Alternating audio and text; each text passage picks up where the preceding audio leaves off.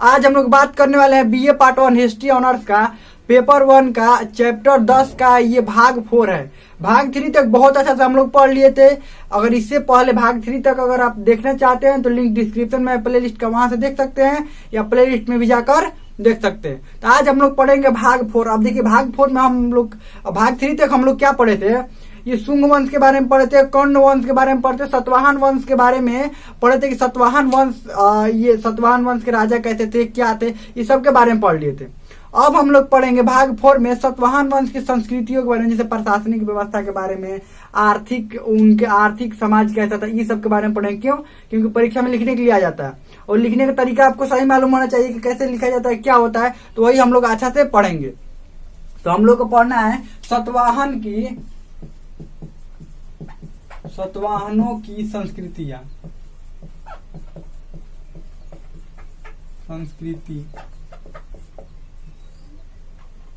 सतवाहनों की संस्कृतियां के बारे में पढ़ना है। अब सबसे पहले प्रशासनिक व्यवस्था देख लेते हैं। प्रशासनिक व्यवस्था कैसा था इन लोगों का? तो सबसे पहले प्रशासनिक व्यवस्था में ये लोग जो इनसे पहले जो सबसे बड़ा साम्राज्य था किसका था? ऐसे तो शुंग और कर्ण आए लेकिन इतने बड़े नहीं हुए। इससे पहले सबसे बड़ा साम्राज्य कौन सा था? मौर्य साम्राज्य था। तो ये शुंग, इससे पहले तो शुंग और कर्ण थे, लेकिन शुंग और कर्ण वंश जो थे उतने बड़े साम्राज्य उनका नहीं हो पाया। इनसे पहले किसका साम्राज्य था? मौर्य वंश का साम्राज्य था। तो जो मौर्य वंश की तरह इनका शासन प्रणाली बिल्कुल नहीं था। मौर्य वंश से इनका शासन प्रणाली मतलब अलग था। तो सतवाहनों का शासन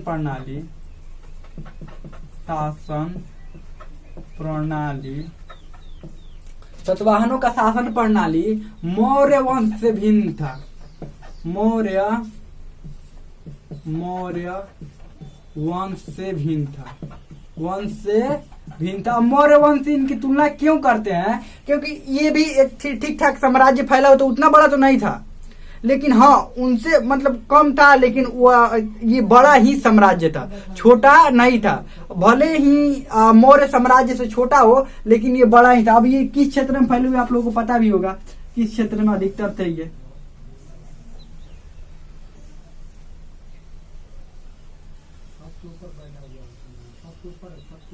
किस क्षेत्र में ये फैले हुए थे? तो कहाँ? यहाँ वाला क्षेत्र में था। ये महाराष्ट्र आंध्रा वाले क्षेत्र में ये फैले हुए थे। तो ये भिन्न था। क्यों था?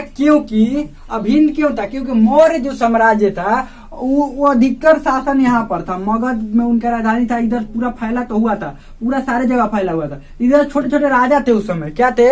मौर्य साम्राज्य के समय राजा थे, लेकिन ये जहां पर फैले हुए थे यहाँ पर राजा न होकर अधिकतर कबीला वाला इधर क्षेत्र था। यानी कबीले में अभी लोग रहते थे। इधर तो राजा बन गए थे, मतलब विकसित। देखिए ये सब राजा कैसे बने थे, पहले एक बात ध्यान समझिए सब लोग कि ये राजा कैसे बने थे। ये इतने छोटे छोटे राजा उत्पन्न कैसे हुए थे? पहले ये लोग कबीला में रहते थे, धीरे धीरे क्या हुए? राजा बन गए। लेकिन इधर वाले जो थे वो अभी कबीले में ही, कबीला द्वारा ही शासन किया जाता था। कबीला के जो प्रधान था वही शासन करता था, यानी छोटे छोटे क्षेत्रों में रहते थे। इधर जो राजा थे वो बड़े बड़े इधर क्षेत्र में रहते थे। तो बड़े बड़े थे, यहाँ से शासन चलाना इन पर उतना ज्यादा मुश्किल नहीं काम था। क्यों काम नहीं था? क्योंकि ये राजा यहाँ से, ये भी राजा है, ये भी राजा, बातचीत आपस में बढ़िया से कर लेते थे और बड़ा बड़ा क्षेत्र था इनका, कोई दिक्कत नहीं था। क्योंकि आपको पता है मौर्य साम्राज्य के एक राजा मान लीजिए हुए चंद्रगुप्त मौर्य हुए, ठीक है, समझिए ध्यान से। चंद्रगुप्त मौर्य पहले राजा वही न थे। अब चंद्रगुप्त मौर्य के अंतर्गत बहुत सारे राजा थे, इनके नीचे छोटे छोटे बहुत सारे राजा थे। क्या करते थे? ये क्षेत्र जीत लेते थे। मान लीजिए ये वाला क्षेत्र जीत लिए और यहाँ का जो राजा है वो अधीनता स्वीकार कर लिया इनका, ठीक है। तो अधीनता स्वीकार कर लिया तो अब उसी को कहते थे कि ठीक है आप ही राज चलाइए, लेकिन सैनिक सहायता और जो कुछ भी हम सहायता मांगेंगे वो आपको क्या करना पड़ेगा? देना पड़ेगा, ठीक है। ऐसे ही राज्य चलता था, न कि चंद्रगुप्त मौर्य का पूरा प्रत्यक्ष सारे जगह शासन नहीं था। कोई भी साम्राज्य का प्रत्यक्ष सारे जगह शासन नहीं हो सकता, क्योंकि एक राजा इतना को कैसे संभाल सकता है? नहीं संभाल सकते। इतना संभाल सकता है? नहीं संभाल सकता। तो छोटे छोटे राजा होते हैं जो क्या करते हैं? संभालते हैं। लेकिन इनमें ऐसा बातें नहीं था। इधर राजा नहीं थे, इधर क्या थे? कबीला वाले थे। अब कबीला ज्यादा बड़ा नहीं होता था, तो इनसे सिर्फ यही उम्मीद रखते थे ये लोग, कौन सतवाहन यही उम्मीद रखते थे कि सिर्फ सैनिक सहायता मिल जाए बस। मतलब इनको इनके अधीन थे, लेकिन सिर्फ सैनिक सहायता वो चाहते थे। क्या सतवाहन की कबीला से सिर्फ क्या मिल जाए? सैनिक सहायता। आप प्रधान आप ही रहिए, कोई दिक्कत नहीं है, लेकिन आपको सैनिक सहायता देना पड़ेगा। और इनमें क्या था, सब राजा ही थे, तो सैनिक सहायता के अलावा भी बहुत कुछ अगर चाहे तो क्या कर सकते थे, ले सकते थे, मांग सकते थे। तो आगे बढ़ते हैं। तो ये इनके समय ये कबीला में थे, तो ये कबीला द्वारा सैनिक सहायता ही मिलता था सतवाहनों को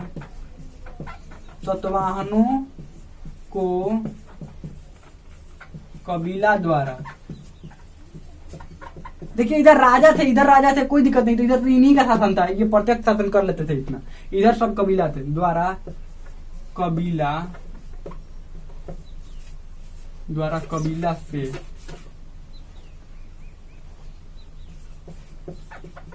सैनिक मदद मिलता था। सैनिक मदद मिलता था, ठीक है, इनको सैनिक मदद मिलता था।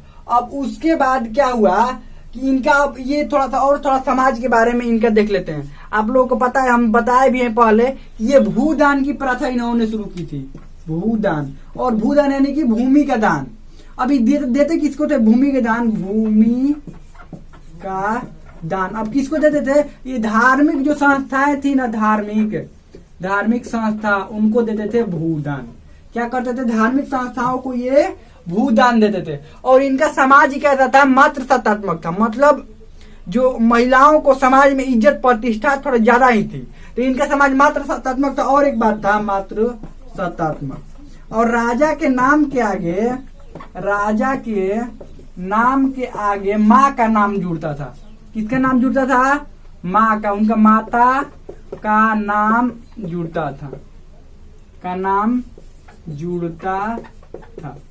राजा के नाम में किसका नाम जुड़ता था? उनकी माता का नाम जुड़ता था। इससे भी क्या माना जाता है कि ये जो थे वो मात्र सत्तात्मक था। उसके बाद हम लोग आगे बढ़ते हैं, इनके आर्थिक जीवन के बारे में देख लेते हैं। आर्थिक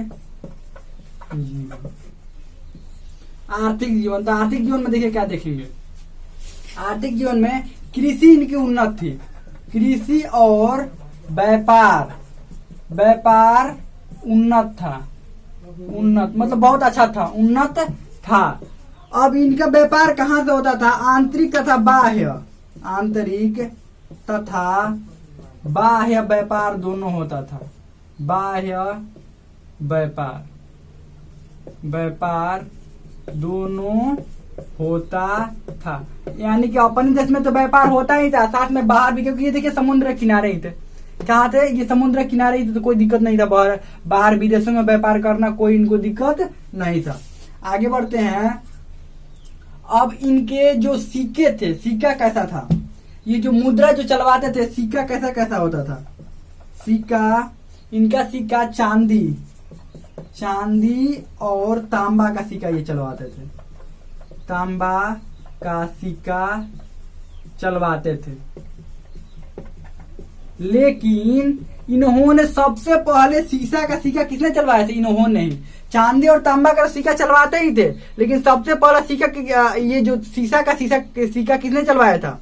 यही सतवाहनों द्वारा ही चलवाया गया था। तो ये शीशा का सिक्का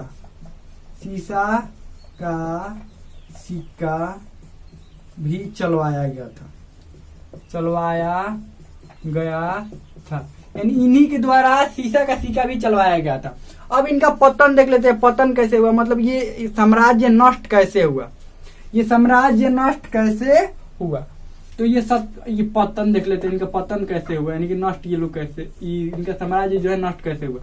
अंतिम प्रतापी शासक आपको पता है यज्ञश्री सातकर्णी था। यज्ञश्री सातकर्णी के बाद इनका आपसी कई राजा आए। यज्ञश्री सातकर्णी के बाद कई राजा आए, लेकिन उतने प्रतापी नहीं हुए, इसके जितने प्रतापी शासक हुए ही नहीं। यज्ञश्री सातकर्णी के बाद यज्ञश्री सातकर्णी के बाद कई राजा आए, लेकिन उतने प्रतापी राजा नहीं हुए। और उसके कई राजा आए लेकिन उतने प्रतापी नहीं हुए, और कई राजा आए लेकिन उतने प्रतापी नहीं हुआ, और आपसी विद्रोह हुआ इनका। आपसी विद्रोह के कारण इनका जो साम्राज्य है क्या हो गया, साम्राज्य का पतन हो गया, पतन हो गया। इनका साम्राज्य का क्या हुआ, पतन हो गया। हमें लगता है कि इतना बहुत अच्छा से आपको समझ में आ गया होगा। कोई भी क्वेश्चन होगा, कोई भी डाउट होगा तो आप कमेंट में पूछ सकते हैं। ये चैप्टर खत्म हो गया, अब हम लोग अगला चैप्टर पढ़ेंगे। हमें लगता है कि अच्छा से आपको समझ में आ गया होगा।